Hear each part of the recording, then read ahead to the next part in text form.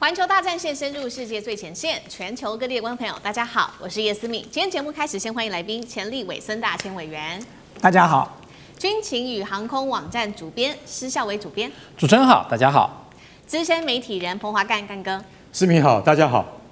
好，观众朋友，今天我们要特别来关心到的是福特号重挫之后，现在撤退当中。另外，惊爆的是200名的海军受伤。再来，我们要关心的是美军想要控制荷姆兹海峡，这一次动用的是这个重型的炸弹，这个是 GBU-72，狂轰也没有用吗？等一下我们会一起来做关心。再来，现在伊拉克希望通过荷姆兹海峡，是拜托伊朗来放行他的油轮，代表现在荷姆兹海峡主要掌握在伊朗的手中，握有控制权吗？今天就这些议题，我们会一起来做关心。我们赶快来看到中东现场的最新消息。美军最先进的它的核动力航母福特号，前几天美军的官方一开始只说呢小火灾，总共是2个人受伤，但是来自于外媒这个路透社最新的披露说，有关于福特号的讯息，当时的火势其实非常大的，波及到100个驻舱，造成了上面200名的官兵受伤，甚至已经被迫撤离战区返港来做维修了。现在看起来，这个单一事故是美军战力体系的一个重大的警讯吗？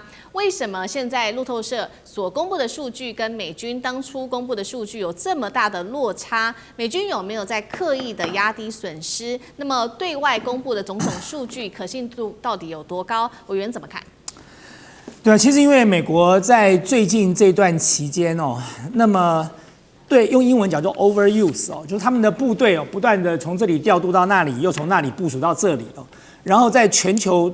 频繁的开辟各个战场，所以其实美国现在的这几个航空母舰战斗群哦，我相信都已经很疲乏了。我觉得机舰疲乏，人员也疲乏。那你更不要讲说福特号部署在这个现在的位置已经部署了很长一段时间了。那么，如果这场战争在持续的天长地久打下去，其实先不要讲说它的基建后勤补给了，你光讲它的人员心理状态是否健康，都已经是很大的问题了。那你现在看到的状况就是，我觉得不要说美国在压低损失，其实美国跟以色列都在压低损失。大家还记得当时川普讲的什么话吗？川普讲说，美国的军火是绝对充足的哦，爱打多久打多久，绝对用不完。就没讲这个话，没讲完几天，他就去韩国把韩国的萨德飞弹系统给搬走了。那大家就会想说，那你当时不是说你的军备相当充足吗？你飞弹多的是，飞弹库这个口袋深得很啊。结果居然三下五下，你就把韩国的萨德飞弹系统要拿来支援了。那显然美国就是打肿脸充胖子啊。那你更不要讲说福特号这个事故了，从一开始他先隐藏了这个事故的这个规模，然后希望能够平息下来。可是没有想到这件事情越来越大，越来越大，最后完全掩盖不住了。你就会发现说，福特号这一次所受到的这个伤害，远远不是当时所讲的那么粉饰太平的说法。那你更不要讲说这一次福特号重创的原因是什么？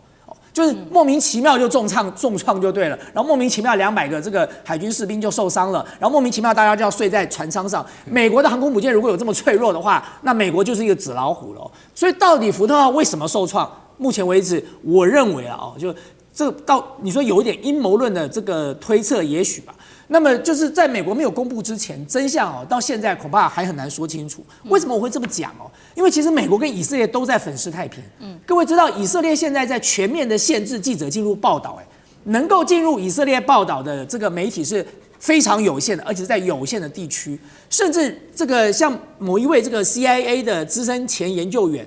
他在这个媒体上公开讲，他说现在连以色列他连公共卫星的管道都关掉了。所以你没有办法透过公共卫星去看以色列现在的状况是什么。所以以色列到底受创多严重，到底死伤如何，一模一样的事情就是跟美国一样，完全搞盖牌这件事情了。所以美国在盖牌，以色列在盖牌，你当然就会让外界开始强烈的怀疑，你们的损失，你们所受到的冲击，绝对远远超过你们对外所公布的数字嘛。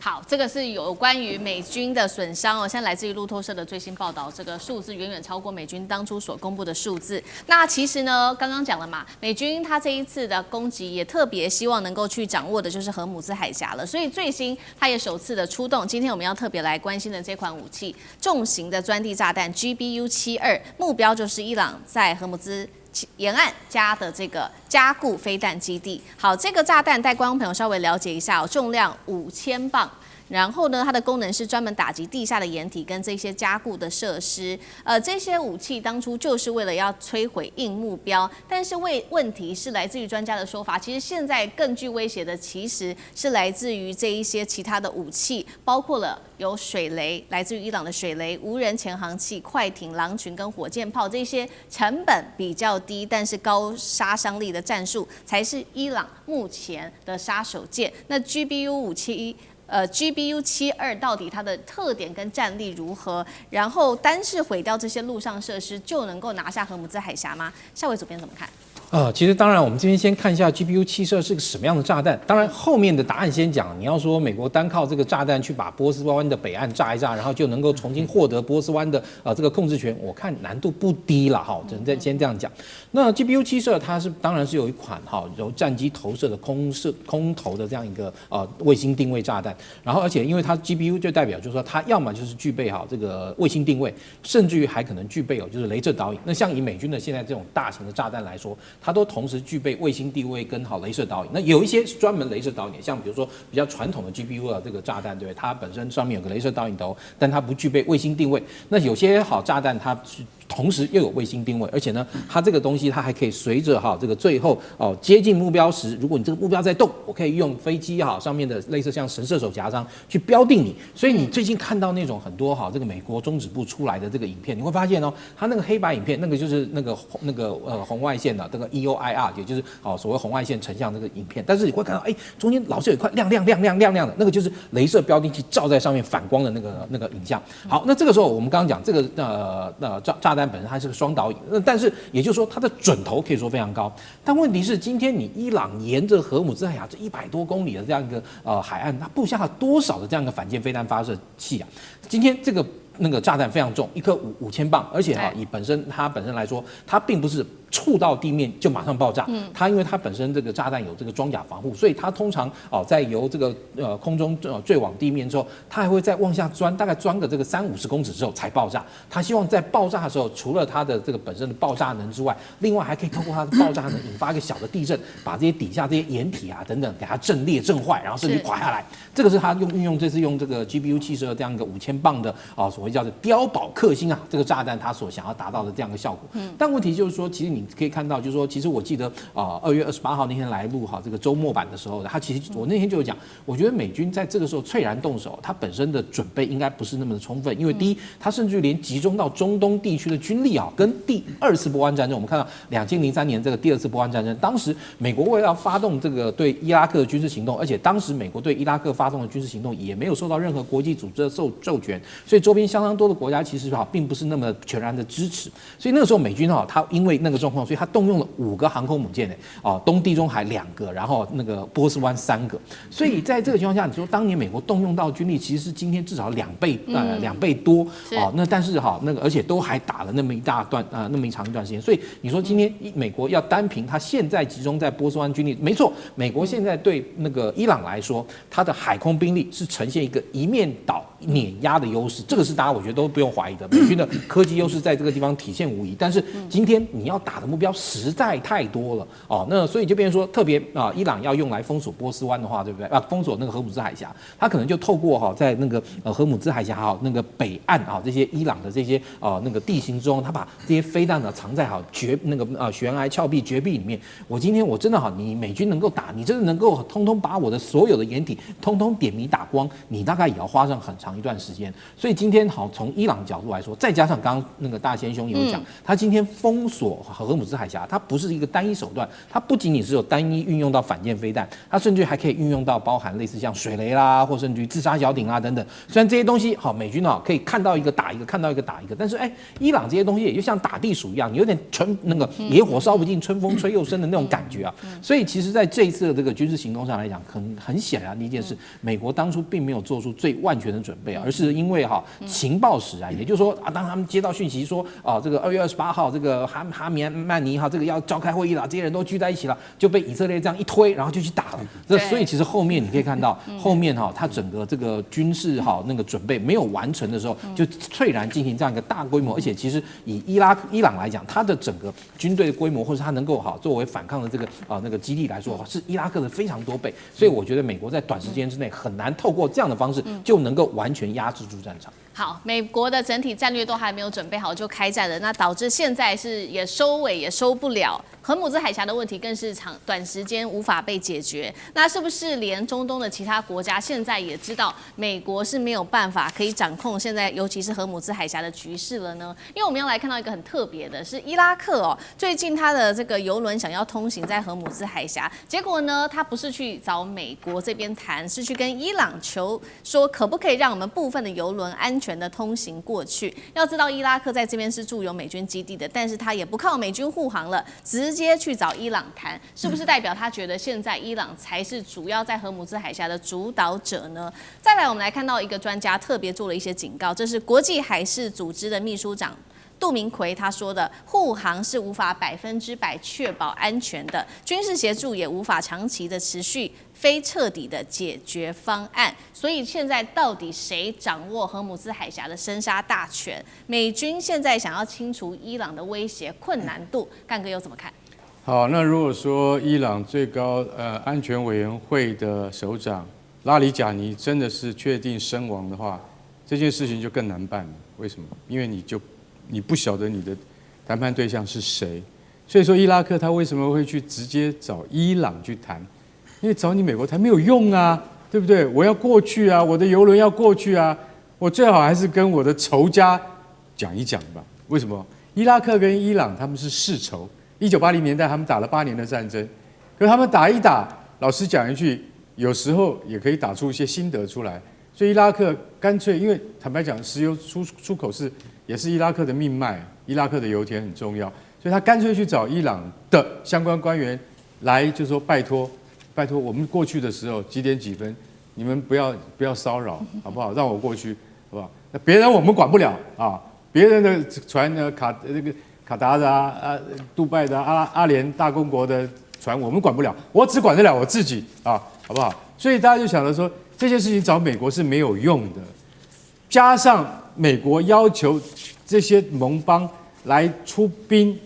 那个不叫出兵那叫出船来护航，这件事情都被大家给拒绝了。那伊拉克更会觉得说，找你真的没有用。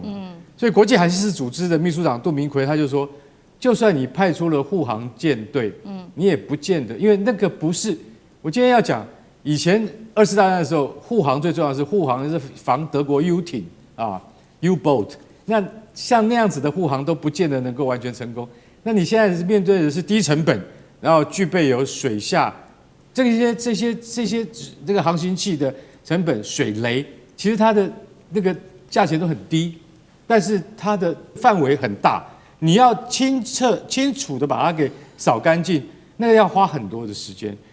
伊朗到现在没有全面部署但是你要逼到它全面部署的话，那是会发生的。我们再来讲一下福特号的情况，福特号200名官兵受伤对，那我可以告诉各位，大家会想说受伤而已又没死没关系，你错了，那对整艘船都有很大的影响。你知道为什么吗？因为他们已经部署到福特号现在派驻到海外已经超过10个月。那个思敏，我告诉你，一艘航空母舰派出去，最多半年之内要回来。是，你知道为什么吗？不是他可能物资缺乏或等等，是官兵要轮调。他必须要轮调，不然会发疯。所以你说他200名官兵受伤，受到大部分都是呛伤，对不对？还有另外一个问题，其实在网络上面早就疯传了，福特号90%以上的马桶出问题。马桶为什么会出问题？因为他们的管线当初的设计太窄了，结果他们说，本来在造船的过程之中，他们用的是新工法，认为说应该可以解决这个问题，结果解决不了，你知道吗？现在排队上厕所要花45分钟，那又是一个心理压力。所以大家要知道说，福特号它现在马上被美国地中海舰队说回来，你回到希腊的港口来。那谁要去补这个缺呢？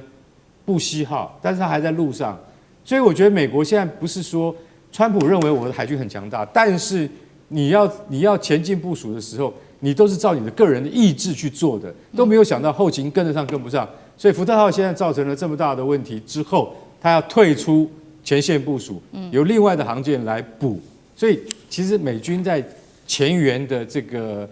兵力已经遭遇到一些很大的问题了。然后呢，还用了这个 GBU-72炸弹。GBU-72炸弹，坦白讲一句，一开始我们说它也是钻地弹。其实 GBU-72炸弹，它跟我们以前讲过，你记得我跟你提过吗？那个炸弹之主，那叫 GBU-57，那是14吨级的。那这个呢，那只是小儿科了，它只有5000磅，因为那个炸弹之主它是25000磅，这个是只有5000磅而已。那可是这个炸弹比较新，所以说你要用这种炸弹去对付比较平常的目标，而不是像伊朗核设施这么大的目标。那这个 GBU-72，老实讲一句，它当然是固然是很有效，可是用这种炸弹来去对付伊朗的那些飞弹阵地的话，恐怕是大材小用。所以我觉得美国现在真的在前线的那些兵力的配置上面有很大的问题。我总觉得川普会遇到很多很麻烦的事情，他的将军马上就会跟他回报了，这个不对，那个不对。所以你这场战争你要再打下去吗？恐怕有很大的问题。好，谢谢干哥。那我们休息一下，马上回来。地缘政治、美中之争、战略价值、强权崛起、小国生存。